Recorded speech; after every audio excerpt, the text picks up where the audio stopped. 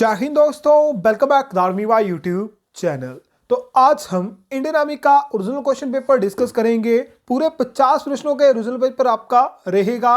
सबसे पहले बात करते हैं पंजाब रेजिमेंट सेंटर का ओरिजिनल क्वेश्चन पेपर रहेगा, जो कि सोल्जर ट्रेडमेंट 10th फेज का ये पेपर रहेगा। अब याद रखें, 10th फेज का पेपर और 8th फेज का पेपर और साथ में जीडी का पेपर जो होता है, तीनों का सिलेबस और लेवल सेम रहता है, पर कभी कभी जो है ट्रेडमेन में थोड़ा सा हाई लेवल के क्वेश्चन पूछ लेता है। तो पूरे 50 प्रश्नों का प्रैक्टिस सेट या फिर कह सकते हैं पूरे 50 प्रश्न हम डिस्कस करेंगे और उसमें आपके लिए जो टारगेट रहेगा 40 क्वेश्चन का आपके लिए टारगेट रहेगा। तो आपको अपना टारगेट सेट कर लेना है कितने क्वेश्चन आज आप ठीक करने वाले हो, और 2022 के लिए आपकी तैयारी हो जाएगी कि 2022 में जब भी आपका एग्जाम होगा तो आपके कितने क्वेश्चन सही रहते हैं। चलिए स्टार्ट करते हैं सबसे पहले क्वेश्चन से। पहला क्वेश्चन आपका भाग 1 से सामान्य ज्ञान या जीके से आपके 15 प्रश्न रहेंगे और सभी क्वेश्चन आपको हिंदी और इंग्लिश में मिलेंगे। Question number 1 most important exam में पूछा गया प्रश्न, इनमें से कौन सी बीमारी मच्छर के काटने से नहीं होती? मच्छर से काटने से कौन सी बीमारी नहीं होती? कौन सी डिजीज जो है, ठीक है, कौन सी डिजीज जो है मॉस्किटो के काटने से नहीं होती? जिंका फाइवर, डेंगू, चिकनगुनिया या फिर जॉन्डिस? जल्दी से बताइए राइट आंसर क्या रहेगा। इसका राइट आंसर रहेगा ऑप्शन नंबर डी, जॉन्डिस जो होता है ये मच्छर के काटने से नहीं होता। जिंका फाइवर, डेंगू और चिकनगुनिया, आपने सुना होगा डेंगू और चिकनगुनिया, तो जिंका वायरस को भी ऐड कर लें। जिंका फाइबर या जिंका वायरस जो होता है ये किसके काटने से होता है? मच्छर के काटने से आपकी ये बीमारी होती है। क्वेश्चन नंबर 2 आपके सामने, देश में बाबा परमाणु अनुसंधान केंद्र कहां पर स्थित है? यहां पर बाबा से कर लें, यहां बाबा इस तरह से आएगा, भाभा परमाणु अनुसंधान केंद्र जो है ये कहां पर स्थित है? Where is the Bhabha atomic research centre located in the country of India? Trombay, Bengaluru, Pokhran या फिर कलकत्ता? तो कहां पर आपका Bhabha atomic research centre located है? तो कहां पर स्थित है? ट्राम्बे में स्थित है, यानी ऑप्शन नंबर ए ट्राम्बे इसका राइट आंसर रहेगा। क्वेश्चन नंबर 3 आपके सामने, गौतम बुद्ध के गुरु कौन थे? इंपॉर्टेंट क्वेश्चन, मैक्सिमम कंफ्यूज करने वाला क्वेश्चन था लास्ट ईयर। तो गौतम बुद्ध के गुरु कौन थे? Who was the Guru of Gautam Buddha? Kapil, Abdul कल या फिर पतंजलि या फिर अलार कलाम? जल्दी से बताइए राइट आंसर क्या रहेगा। तो सभी को राइट आंसर पता रहेगा, ऑप्शन नंबर डी अलार कलाम जो थे, ठीक है, अलारा कलाम या अलार कलाम जो थे ये गौतम बुद्ध के गुरु थे। और याद रखें आपको जो है अपना स्कोर कुछ इस तरह से बताना है कि जीके में से आपके कितने क्वेश्चन सही थे, जीएस में आपके कितने क्वेश्चन सही थे, रीजनिंग में कितने क्वेश्चन आपके सही थे और मैथ में कितने क्वेश्चन आपके सही थे। इस तरह से आपको टोटल जो है मुझे कमेंट बॉक्स में बताना है टोटल कहां से कितने क्वेश्चन आपके सही थे। क्वेश्चन नंबर 4 आपके सामने, भारत का राष्ट्रपति बनने के लिए कितनी न्यूनतम आयु होनी चाहिए? भारत का राष्ट्रपति बनने के लिए आपकी न्यूनतम आयु या जो मैक्सिमम एज होती है वो कितनी होनी चाहिए? 55, 25, 35 या फिर 30? What is the minimum age to become the president of India? Bharat का राष्ट्रपति बनने के लिए जो आपकी मिनिमम एज होती है वो कितनी होती है? 35 वर्ष होते हैं। ऑप्शन नंबर सी जो है इसका राइट आंसर रहेगा। चलिए आपके लिए एक क्वेश्चन पूछ लेते हैं, आपको बताना है पीएम बनने के लिए यानी प्रधानमंत्री बनने के लिए आपकी मिनिमम एज कितनी होनी चाहिए। क्वेश्चन नंबर 5 आपके सामने, भारत का सबसे ऊंचा पठार कौन सा है? इंपॉर्टेंट क्वेश्चन, भारत का सबसे ऊंचा पठार कौन सा है? लद्दाख का पठार, तिब्बत का पठार, दक्कन का पठार या फिर पामीर का पठार? Which is the highest plate of India? अब ये स्टैटिक जीके से पूछा गया क्वेश्चन है, तो याद रखें स्टैटिक जीके से 3 से 4 क्वेश्चन मोस्ट इंपोर्टेंट है जो पूछे जाते हैं। तो राइट आंसर क्या रहेगा?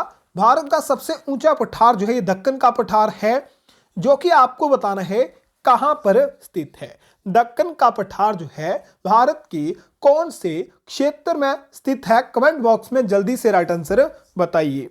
क्वेश्चन नंबर 6 आपके सामने, रबड़ की बल्कि करण के लिए रबड़ में क्या मिलाया जाता है? रबड़ की वल्कनीकरण के लिए उसमें क्या मिलाया जाता है? फास्फोरस, ओजोन, सल्फर या फिर carbon. What is added to rubber from rubber vulcanisation? क्या मिलाया जाता है उसमें? तो रबड़ में आपका क्या मिलाया जाता है? सल्फर मिलाया जाता है। Option number D right answer रहेगा। रबड़ का वल्कीकरण के लिए रबड़ में सल्फर का प्रयोग किया जाता है। क्वेश्चन नंबर 7, कौन सी प्रथम भारतीय अभिनेत्री हैं जिन्हें पद्मश्री पुरस्कार से सम्मानित किया गया था? अब स्टैटिक जी के मैंने जो करवाया है आपको थोड़ा हाई लेवल का क्वेश्चन करवाया है, और ये क्वेश्चन मेरे ख्याल से मैंने आपको करवाया था, जिसमें मैंने आपको जो है पद्मश्री से अभिनेत्रा, ठीक है, अभिनेत्री और अभिनेता, ठीक है, अभिनेत्री और अभिनेता दोनों बताए थे। और इसका जो राइट आंसर रहेगा, पद्मश्री प्राप्त करने वाली पहली अभिनेत्री जो थी ये कौन थी? नरगिस दत्त थी। यानी ऑप्शन नंबर डी दोस्तों इसका बिल्कुल करेक्ट आंसर रहने वाला है। क्वेश्चन नंबर 8 आपके सामने, गांधी जी ने करो या मरो का नारा कौन से आंदोलन में या कौन से आंदोलन के दौरान दिया था? During which movement Gandhi ji give the slogan do or die? असहयोग आंदोलन, नॉन कॉपरेशन मूवमेंट, खिलाफत आंदोलन, भारत छोड़ो आंदोलन या इनमें से कोई नहीं?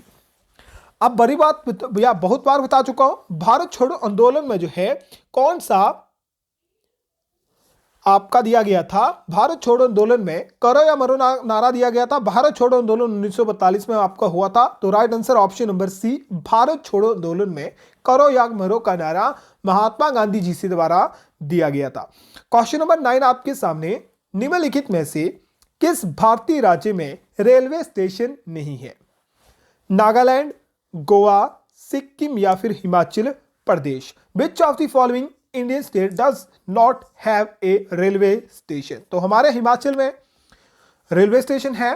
एक तो आपका मान सकते हैं लोकल है कालका शिमला, ठीक है। दूसरा आपका ब्रॉडगेज भी है जो कि ऊना से अब अंबे है, ठीक है, हमारे अंबे हैं। बाकी आपको बताना है कहाँ तक ये फैलेगा।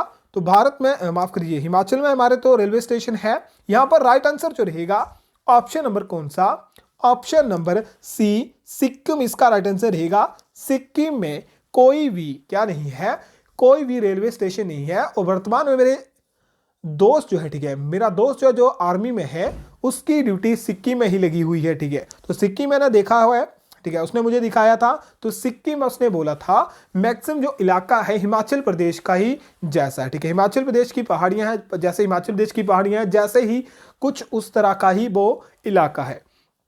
नेक्स्ट क्वेश्चन देखते हैं। और दोस्तों अभी तक आपने वीडियो को लाइक नहीं करा है, वीडियो को लाइक कर लेना है, वीडियो को शेयर कर देना, चैनल को सब्सक्राइब भी कर लेना है।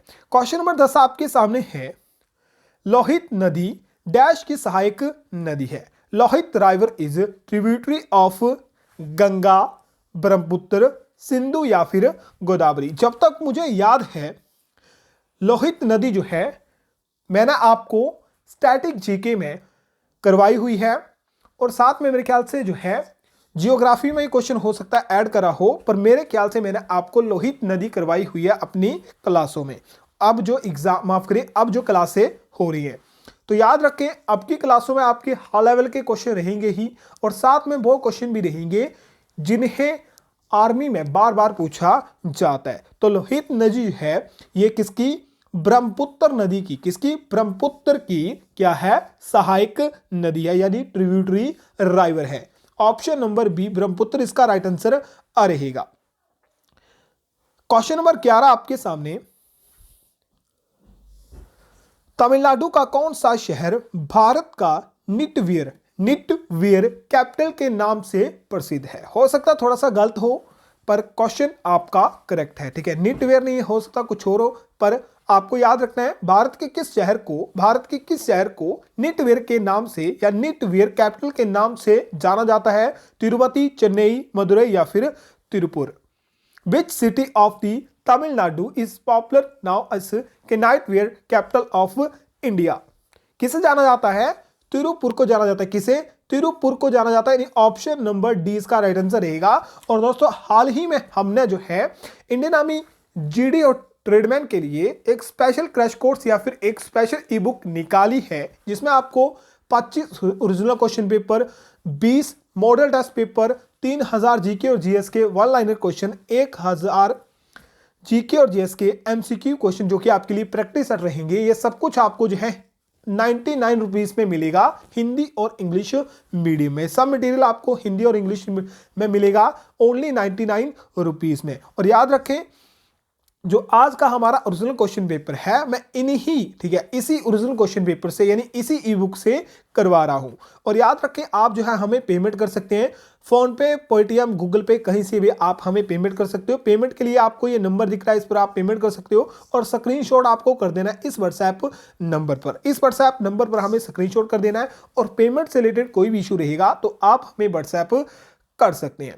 क्वेश्चन नंबर 12 आपके सामने है, गांधी सागर डैम, कोटा बांध, राणा प्रताप सागर बांध किस नदी पर बनाया गया है? अब ये 3 बांध है, गांधी सागर बांध, कोटा बांध, राणा प्रताप सागर बांध किस नदी पर बनाया हुआ है? गंडक नदी, चंबल नदी, सोन नदी या फिर गोमती नदी? Gandhi Sagar dam, Kota Sagar dam, Rana Pratap Sagar dam is build on which river, किस नदी पर बनाए गए हैं? ये सभी जो है चंबल नदी पर बनाए गए हैं। मैं आपसे सिर्फ एक क्वेश्चन पूछूंगा, उसका राइट आंसर आपको बताना है और ये क्वेश्चन आपके एग्जाम में आ सकता है। आपको बताना है गांधी सागर डैम जो है ये आपका चंबल नदी पर बनाया गया है, ये भारत के किस राज्य में स्थित है? जल्दी से कमेंट बॉक्स में इसका राइट आंसर बताइए। क्वेश्चन नंबर 13, एनी बेसेंट और लोकमान्य तिलक द्वारा चलाए गए आंदोलन का नाम क्या था? एनी बेसेंट और लोकमान्य तिलक द्वारा जो है चलाए गए आंदोलन का नाम क्या था? रॉल्ट एक्ट, भारत छोड़ो, होम रूल या इनमें से कोई नहीं? What was the name of the movement launched by Annie Besant and Lokmanya Tilak? Right answer क्या रहेगा?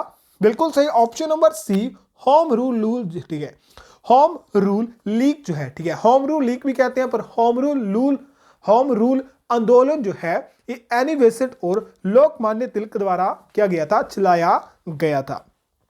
क्वेश्चन नंबर 14, सिक्किम के वर्तमान मुख्यमंत्री कौन है? अब ये करंट चेंज हो सकते हैं, मैंने देखे नहीं है, बाकी आपको बताना है करंट में चेंज है या नहीं है। Who is the current chief minister of Sikkim? Pawan Kumar Chamling, Prem Singh Tamang, Bhim Bahadur Turung या फिर काजी लहर? इसका राइट आंसर रहेगा Prem Singh Tamang, option number B. बाकी चेंज होंगे तो आपको कमेंट बॉक्स में इसका राइट आंसर जरूर बताना है। क्वेश्चन नंबर 15 इंपोर्टेड है, अफगानिस्तान की राजधानी क्या है? What is the capital of Afghanistan? Lahore, Baghdad, Kabul या फिर तेहरान? राइट आंसर क्या रहेगा? काबुल, ऑप्शन नंबर सी इसका राइट आंसर रहेगा। ठीक है, अब याद रखें वर्तमान में चेंज कर दी होगी तो मुझे पता नहीं है, मैंने ज्यादा न्यूज नहीं पढ़ता, ठीक है, यानी वर्तमान में जो है, ठीक है, किसने राज करा हुआ है आपको पता है, किसने राज करा हुआ अफगानिस्तान पर, तो हो सकता है उन्होंने जो है चेंज करी हो। बाकी नेक्स्ट क्वेश्चन देखते हैं, आपके जर्नल रीजनिंग या रीजनिंग के क्वेश्चन रहेंगे 5 क्वेश्चन, 16 से 21, माफ करिए 16 से 20। क्वेश्चन बोलता है यदि पहले का अंतिम, फर्स्ट लास्ट, तो साथी यानी पार्टनर जो होगा, पार्टनर किससे संबंधित रहेगा? भरत पुरुष, देशद्रोही, सत्यवादी या फिर विरोधी से? पार्टनर यानी साथी, तो विरोधी क्या कहते हैं? विरोधी को क्या कहते हैं? ओपोनेंट। ओपोनेंट जो पार्टनर होगा वो साथी होगा, पर ओपोनेंट जो होगा वो विरोधी होगा। तो right answer option number D रहेगा, विरोधी। क्वेश्चन नंबर 27, विकल्प में दिए गए विभिन्न विकल्प कौन से हैं?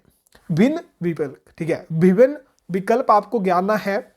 दिल्ली, यंगून, मुंबई, बेंगलुरु। दिल्ली, मुंबई, बेंगलुरु, इसमें क्या रहेगा? भारत, भारत, भारत। यंगून जो है ये भारत में नहीं पड़ता, ये आपको बताना है कहां पर पड़ता है। नहीं, ऑप्शन नंबर बी इसका राइट रहेगा। Question number 18, drill war, slave. Drill जो है सुराग करता है, ड्रिल जो होती है वो सुराग करती है। छलनी जो होती है गहना उगान, लगाना, माफ कीजिए, गलाना या फिर छानना। तो छलनी किस काम की आती है? छानने के काम आती है। आप इंग्लिश में याद रखें, इंग्लिश में ये होगा शिफ्ट। क्या होगा? IFT, ये हो सकता है। क्वेश्चन नंबर 19 आपके सामने, इफ टॉम 48 DICK को 27 लिखता है तो आपको बताना HA यानी हैरी को ये क्या लिखता है। तो ध्यान से देखो, ABC लिखो जल्दी से, ठीक है। ABC लिख लिया, TOM, T कितने का आता है, A से गिनो शुरू करो, ठीक है, A से शुरू करो। T कितने पर आता है, T आता है नंबर 20 पर। O गिनो, O कितने पर आता है, O आता है 15 नंबर पर। M गिनो, M कितने पर, 13 नंबर पर। टोटल करो कितना, 48। अब DICK, D कितने नंबर पर, 4 नंबर पर। I कितने, 9 नंबर पर। 3 C 3 पर, और H जो आता है कितने, 11 पर। फिर से टोटल करो कितना हो जाएगा, 27 हो जाएगा। तो इसी तरह आपका हैरी आएगा HARRY। H कितने नंबर पर, H आता है 8 नंबर पर 1, और R कितने पर आता है, 18 पर। फिर से R है 18 पर। बाय कितने, बाय आता है कितने, 25 पर। यहां देखोगे 8 दिया 24, 24 1 25, 25 5 कितने, 30 हो गए। 0 आ गया, 3 कैरी आ गए, 3 2 5 2 कितने, 7। तो कितना आ गया, 70। इसका राइट आंसर रहेगा कौन सा, option number B. Question number 20 आपको बताना है, for of the give option which word can not be formed from. तो इस वर्ड से कौन सा शब्द नहीं बनाया जा सकता। तो पहले देखो, आर इसमें आ रहा है, ई इसमें आ रहा है, पर एल इसमें नहीं आ रहा। इस पूरे शब्द में जो है, ठीक है, इस पूरे शब्द में एल का कहीं भी प्रयोग नहीं किया गया है। तो जो रिलेशन शब्द है, ठीक है, रिलेशन शब्द है, इसका प्रयोग जो है, या रिलेशन शब्द जो है, इस पूरे वर्ड से नहीं बनाया गया है। अब नेक्स्ट क्वेश्चन सामान्य यानी जनरल साइंस के क्वेश्चन रहेंगे। 15 क्वेश्चन जल्दी से डिस्कस करते हैं। पहला क्वेश्चन, चूहा मारने वाले रासायनिक का नाम क्या होता है, या फिर से गलत हो गया है। The name of the chemical name of A rat killing, चूहे मारने वाले रासायनिक का नाम क्या होता है। यहां थोड़ा सा गलत है तो सही कर लें। चूहा मारने वाले रासायनिक का नाम होता है zinc phosphide, zinc oxide, lead nitrate, या फिर पोटेशियम साइनाइड। क्या कहते हैं, zinc phosphide. Option number A इसका राइट आंसर रहेगा। जिंक फॉस्फाइड जो होता है चूहे मारने वाला रासायनिक होता है। क्वेश्चन नंबर 22, हरे फलों को कृत्रिम रूप से पकाने के लिए किस गैस का प्रयोग किया जाता है। इंपॉर्टेंट क्वेश्चन है। कृत्रिम रूप से हरे फलों को पकाने के लिए किसका प्रयोग किया जाता है, इथेन, ब्यूटेन, हीलियम, या फिर एसिटिलीन। किसका, एसिटिलीन का प्रयोग किया जाता है। ऑप्शन नंबर डी इसका राइट रहेगा। नेक्स्ट क्वेश्चन है, निम्न में से कौन सी धातु सबसे कम अविक्रियाशील होती है। सबसे कम अविक्रियाशील होती है AU, K, Cu, या फिर Ag। Which of the following metal is the least reactive. क्या होती है, लीस्ट रिएक्टिव होती है, यानी अविक्रियाशील होती है, कम अविक्रियाशील होती है, कौन सी। तो यहां राइट आंसर रहेगा ऑप्शन नंबर ए, AU। ऑप्शन नंबर ए, AU जो है इसका राइट आंसर रहेगा। और हो सकता है ऑप्शन नंबर डी भी इसका राइट आंसर हो सकता है, ठीक है, ऑप्शन नंबर डी भी इसका राइट आंसर हो सकता है। तो कंफ्यूजन आपको नहीं होना है, यहां पर ऑप्शन दोनों दिए थे, तो ऑप्शन नंबर ए इसका राइट रह सकता है। क्वेश्चन नंबर 24 आपके सामने, H2 क्या H2SO4 इज। तो H2SO4 जो होता है क्या होता है, यौगिक होता है, क्षार होता है, अणु होता है, या फिर अम्ल यानी एसिड होता है। क्या होता है, H2SO4 जो होता है एक प्रकार का अम्ल आपका होता है, यानी एसिड। इसका राइट आंसर रहेगा option number D. Question number 25, doctor किसी मरीज के नाड़ी की जांच क्यों करता है। जो नाड़ी होती है, ठीक है, हमारे शरीर में जो नाड़ियां होती हैं, यानी दो धमनियां होती हैं, उनकी जांच क्यों करता है। जो पल्स होती है, ठीक है, पल्स होती हैं, उनकी जांच क्यों करता है।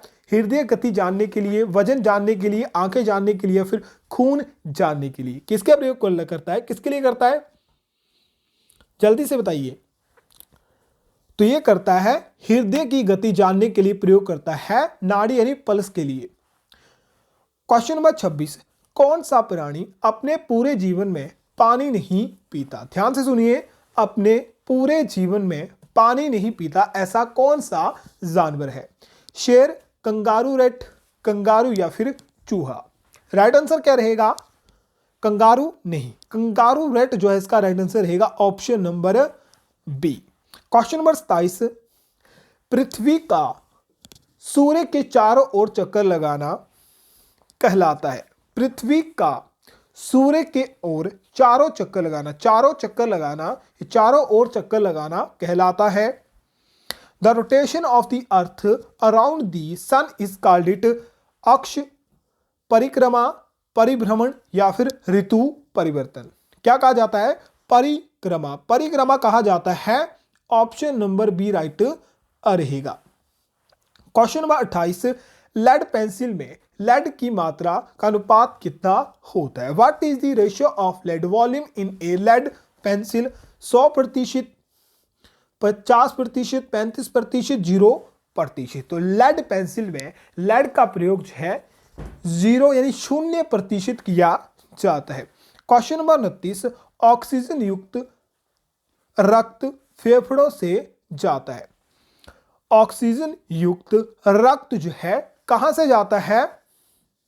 ऑप्शन आपके सामने है और यही क्वेश्चन आपको मैं आपकी साइंस की क्लास में भी करवा चुका हूं। ये हाल ठीक है, हाई लेवल का क्वेश्चन है। राइट आंसर क्या रहेगा? बायां अलिंद। क्या रहेगा? बायां अलिंद। अब अलिंद, ठीक है, अब याद रखें बायां अलिंद इसका राइट आंसर रहेगा कौन सा? Left atrium, left atrium. कौन सा? Option number D, left atrium इसका राइट आंसर रहेगा।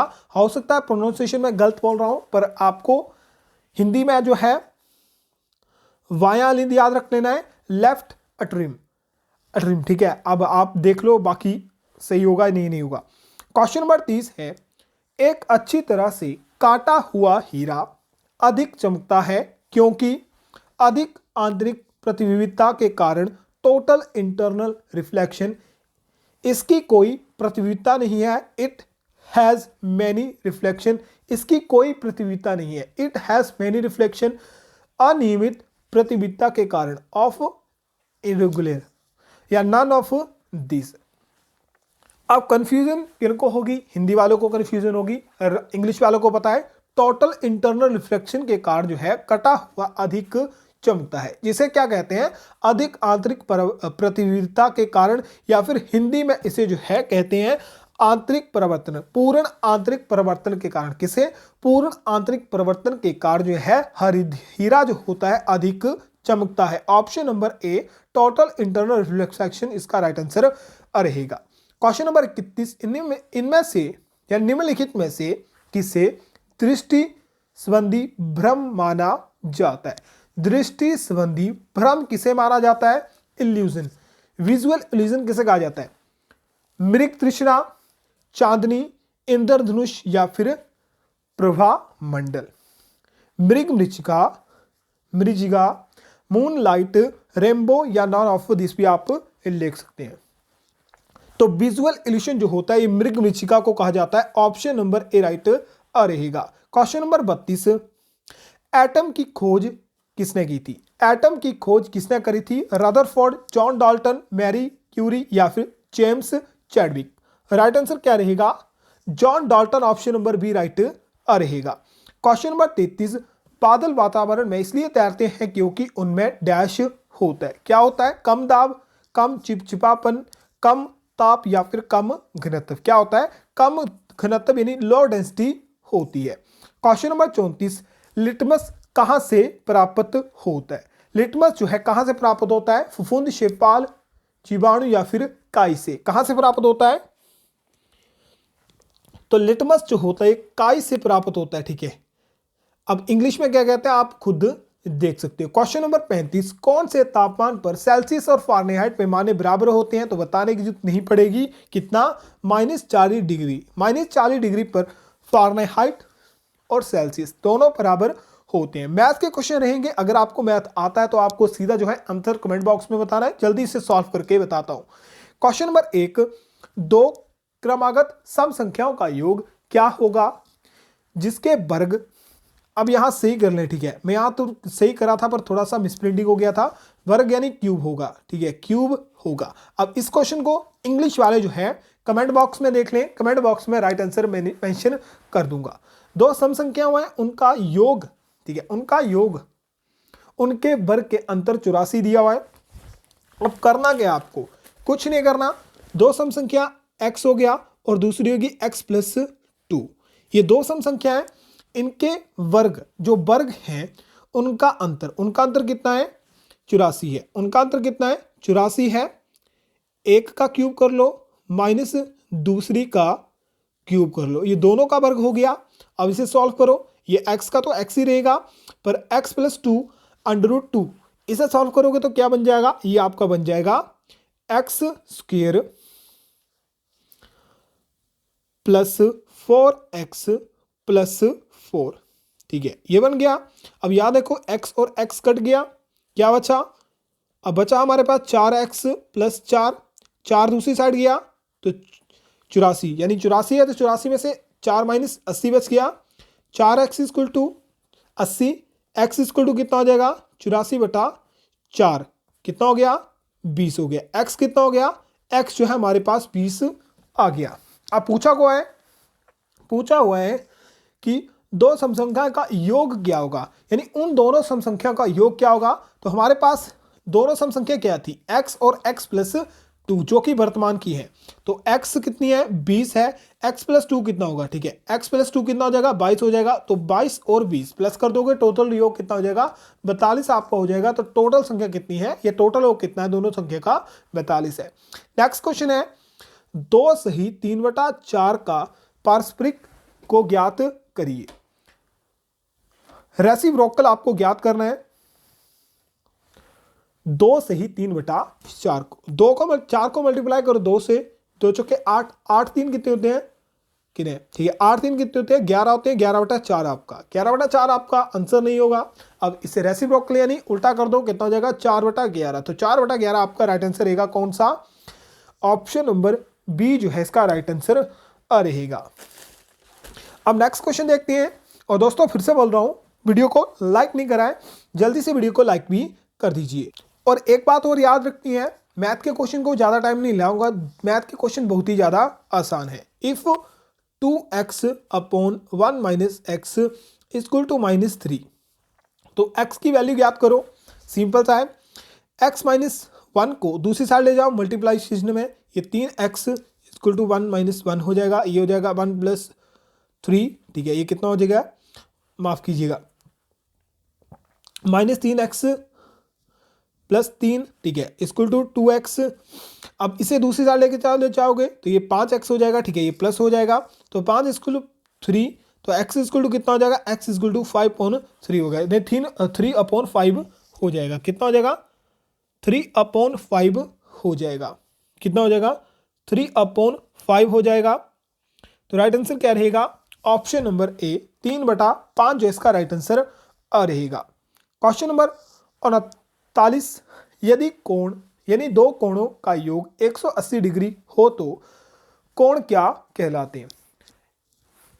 ठीक है, दो कोणों के योग 180 है तो उन कोणों को क्या कहा जाएगा, पूरावर्तन कोण, परावर्तन कोण, अनुरूप कोण, अधिक कोण या पूरक कोण। इसे कहा जाता है सप्लीमेंट्री एंगल। क्या कहा जाता है, सप्लीमेंट्री एंगल यानी अनुपूरक कोण उन्हें कहा जाता है।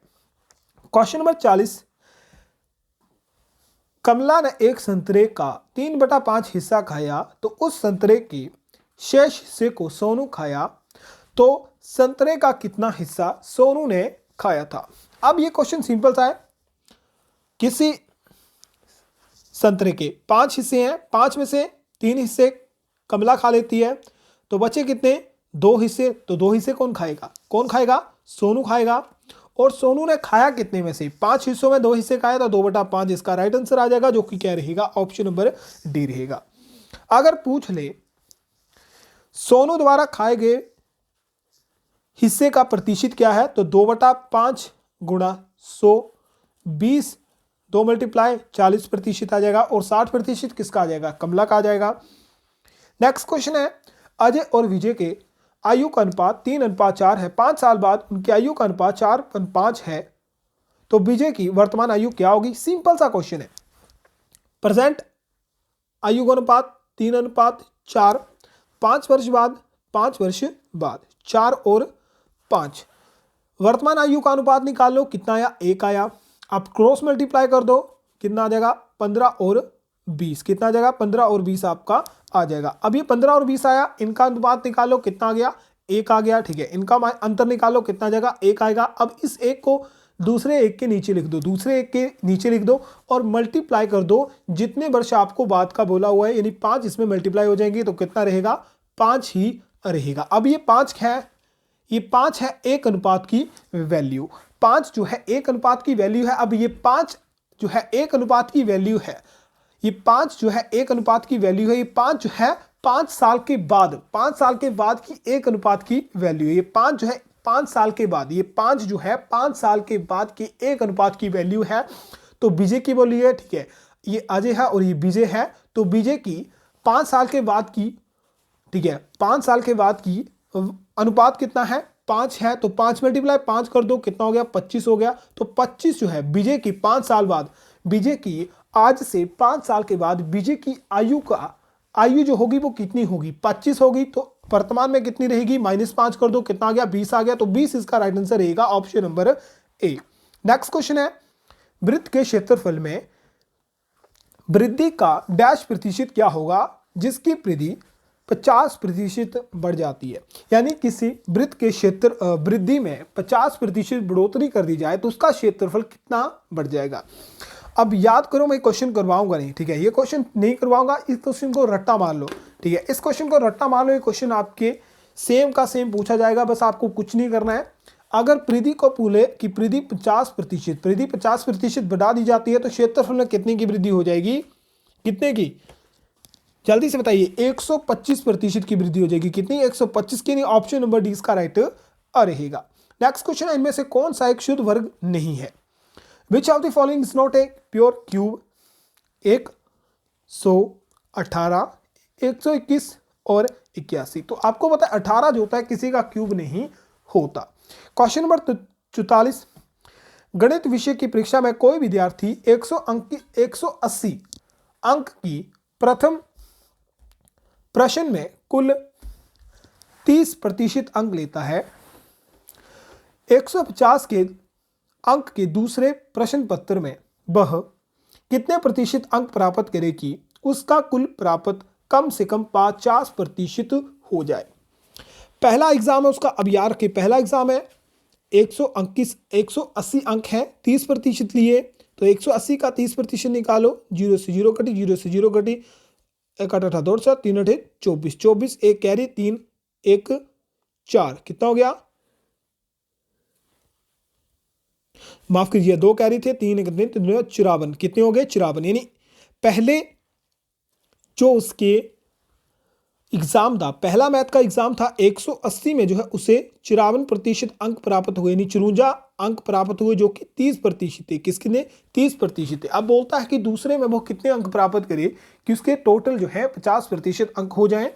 तो टोटल बोला हुआ है, ठीक है, कुल प्राप्त अंकों का कम से कम 50% आ जाए तो पहले अंक, ठीक है, पहले अंक और दूसरे अंक, ठीक है, जो टोटल नंबर है पहले प्रश्न पत्र के और दूसरे प्रश्न पत्र के उन्हें प्लस कर दो, यानी 180 प्लस 150 कितना हो जाएगा 0 5 3 8 13 1 2 3 कितना 300 कितना हो जाएगा, जल्दी से बताइए 300 कितना हो जाएगा,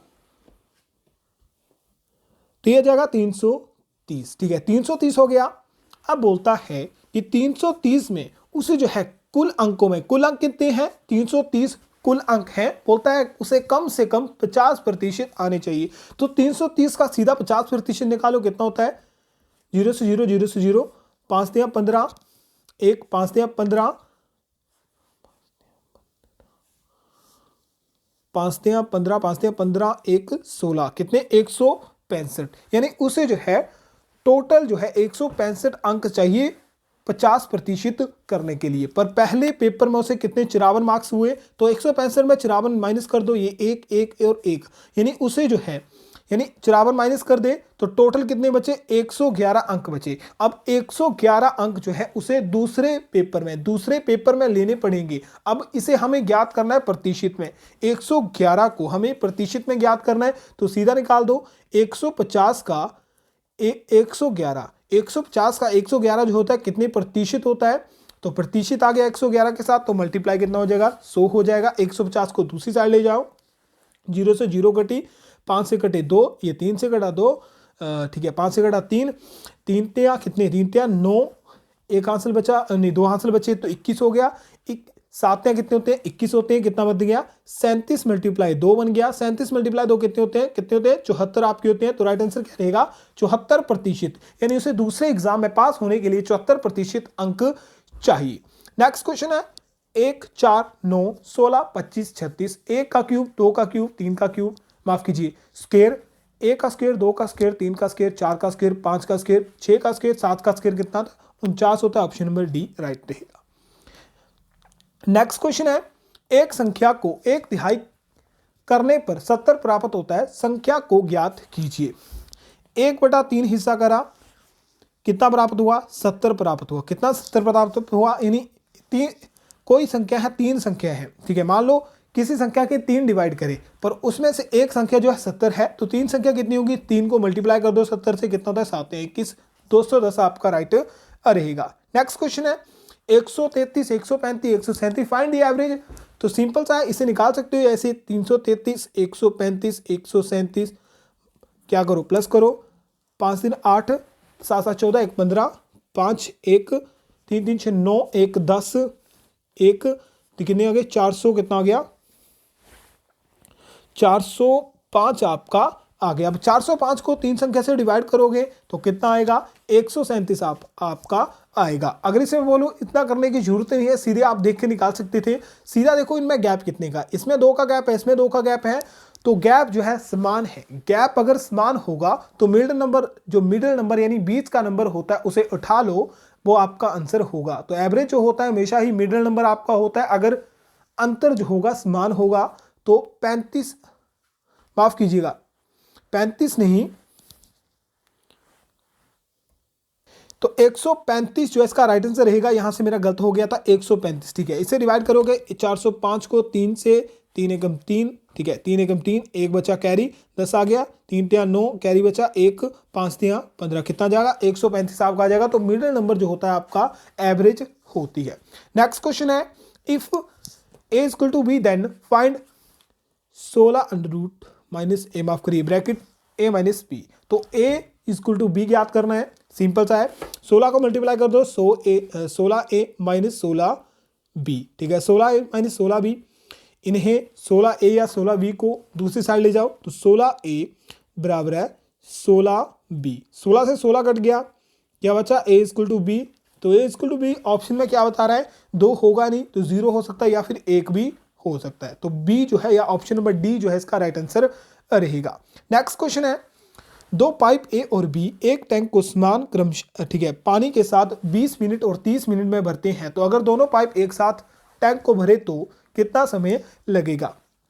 ए और बी कितने 20 और 30 में, टोटल एलसीएम निकालोगे कितना आएगा 60 आएगा। तो 60 जो है टोटल काम है। ए उसे कितने टाइम में कर रहा है, ए उस, ठीक है ए जो है किसी काम को कितने दिन में कर रहा है 20 दिन में। तो 20 से मल्टीप्लाई करो कितने में करेगा 60 काम को कितने दिन में करेगा या कितनी देर में करेगा 60 20 तिया 60 होते हैं, यानी 30 3 में करेगा, कितने में करेगा 3 में करेगा। और बी जो है किसी काम को मान लो किसी काम को 30 में कर रहा है तो 60 को कितने दिन में करेगा 30 दूना 60, कितने में करेगा 2 में करेगा। तो 3 और 2 को प्लस कर दो कितने हो गए 5 हो गए। अब 5 को जो है आपको डिवाइड कर देना है टोटल वर्क से, जो कि कितना है 60 60 बना कितना 12 5 60, तो 12 मिनट इसका राइट आंसर आएगा। लास्ट क्वेश्चन जल्दी से देखिए 150 सेब में से 30% सेब खराब हो गए तो उनमें से अच्छे सेब की संख्या कितनी है। 100% सेब थे, 30% खराब हो गए, बचे कितने 70% आपके बचे। तो निकाल लो 450 का 70%, 0 से 0 कटा 0 से 0 कटा 45 7 5 से 35 3 कैरी 7 चौके 28 29 30 31 कितने 315 जो इसका राइट आंसर रहेगा। जल्दी से बताइए अब, ठीक है जल्दी से बताइए 50 में से कितने क्वेश्चन आपके सही थे। टारगेट आपको मैंने 40 का दिया था पर 40 से ज़्यादा आपके क्वेश्चन ठीक होंगे, मुझे पता है 40 से ज़्यादा आपके क्वेश्चन ठीक होंगे। वीडियो पसंद वीडियो को लाइक भी करना है, वीडियो को शेयर करना है, वीडियो को सभी दोस्तों के साथ जरूर शेयर करें और चैनल को सब्सक्राइब कर लें। बाकी मिलते हैं कोई शानदार वीडियो में, तब तक के लिए अपना ख्याल रखें, अपने घर वालों का ख्याल रखें। जय हिंद जय भारत।